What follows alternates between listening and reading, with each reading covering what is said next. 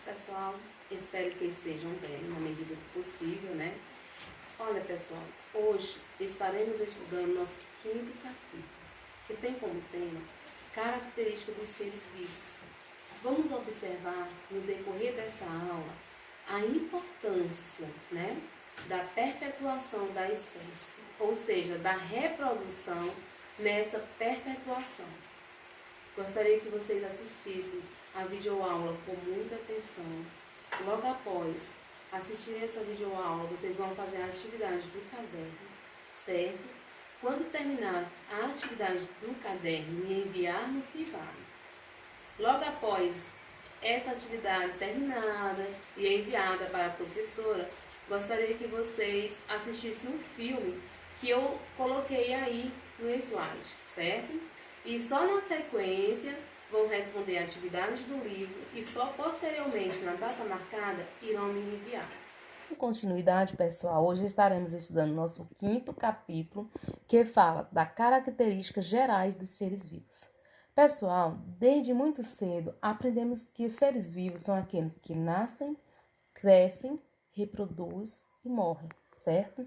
E quem são esses seres, né? Quem são eles? Seres humanos, animais e vegetais. São nossas respostas que temos desde muito cedo em nossas vidas. São respostas que vêm lá provenientes de nossos estudos desde muito cedo. Com o decorrer desses slides, a gente vai descobrir que seres inanimados, eles também podem e têm vida, ok?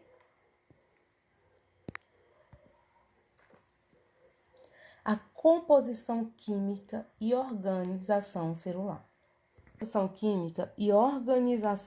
Composição química e organização celular. A matéria viva é constituída por elementos químicos em grande quantidade: carbono, hidrogênio, oxigênio, nitrogênio, que com elementos presentes em menor escala, fósforos, enxofre, chopes, formam as substâncias orgânicas, proteínas, açúcares, gorduras e ácidos nucleicos. Com os ácidos nucleicos, formam-se as células unicelulares, uma única, e pluricelulares, mais de uma. Ok? Então, células unicelulares, o próprio nome diz, única, provém de uma única célula. E pluricelulares, organelas e células. As organelas, pessoal, são estruturas presentes no interior das células, que desempenham funções específicas. São formadas a partir da união de várias moléculas. A célula é a unidade básica da vida, sendo imprescindível para a existência. Existem tipos diferentes de células, cada uma com suas especificidades. Aqui, pessoal, nós temos a célula animal e a célula vegetal, que estaremos posteriormente vendo mais detalhadamente. A nossa célula vegetal, né, ela é composta de membrana plasmática, vacúolo, cloroplasto, complexo Golgiense, certo? Retículo endoplasmático liso, vocês podem observar aqui, ó. Retículo endoplasmático rugoso, núcleo, ribossomos, glioxomos, parede celular. Essas são as partes que compõem a célula vegetal. Essa é a nossa célula animal, certo? Essa gravura, ela tá bem mais ampla, né? Dá para vocês observarem bem as partes dessa célula animal, certo? Olha só aqui, ó. Membrana celular, núcleo, nucleolo, vacúolo, lisossomo, citoplasma, mitocôndria, complexo de Golgi, retículo endoplasmático. ok? Então, podem dar uma lida, né, nessa célula e observar bastante a sua composição para a gente poder desenvolver as nossas atividades futuramente. A gente sabe que células, elas têm diferenças, ok? Podemos denominá-las como células eucariontes e procariontes. E o que seria essa célula eucarionte? Tem células complexas formadas por membranas internas, ou seja, as eucariontes, elas são formadas por membranas internas. Já as procariontes não contêm núcleos e todas as organelas estão ligadas à sua membrana. Vamos falar um pouquinho sobre hereditariedade. Pessoal, o que denomina hereditariedade? O próprio nome diz, vem de herança, ok? Vamos observar aqui esse ciclo e vamos chamar ele de ciclo da vida, certo? Das borboletas. Uma das características essenciais dos seres vivos é a hereditariedade. Dessa forma, os seres eles se desenvolvem, certo? E através desse desenvolvimento, ele traz consigo características específicas de sua espécie. Como observamos aqui na imagem, a larva denominada lagarta, certo? Se transforma numa linda borboleta, certo? E em sua fase adulta, denomina-se metamorfose. Vamos seguir a sequência desses acontecimentos. Primeiro, os ovos, certo? Depois vem a lagarta. Na sequência vem a pupa. Depois vem a borboleta. Pessoal, a reprodução. O que seria essa reprodução? Processo que garante a perpetuação da espécie e a continuidade da vida. Essa reprodução, pessoal, ela pode ser assexuada e sexuada. O que seria essa reprodução assexuada, né? Vamos voltar um pouquinho na reprodução.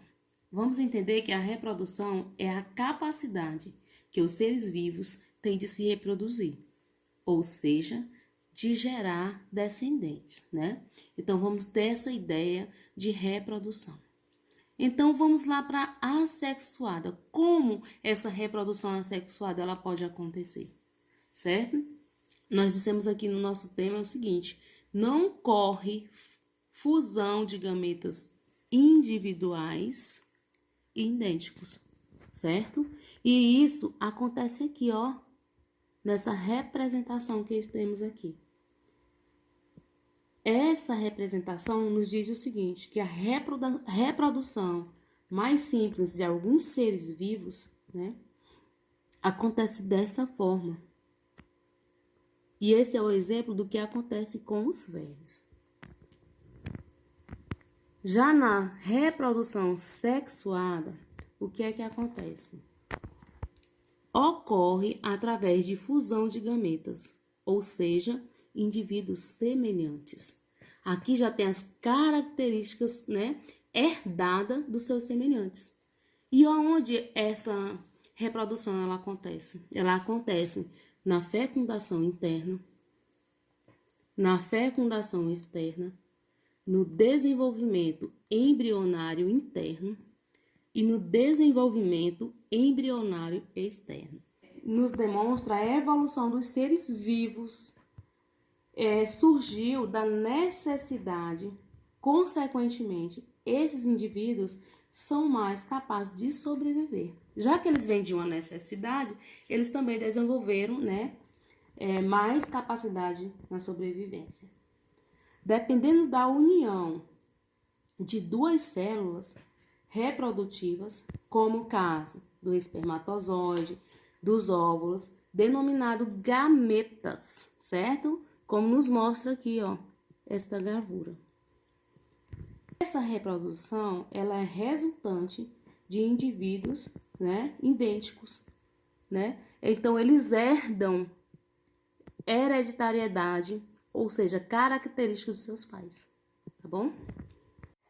Vamos falar um pouquinho sobre metabolismo. O que seria esse metabolismo? O metabolismo, pessoal, é o conjunto de reações ou transformações químicas que ocorrem no interior do organismo vivo, certo?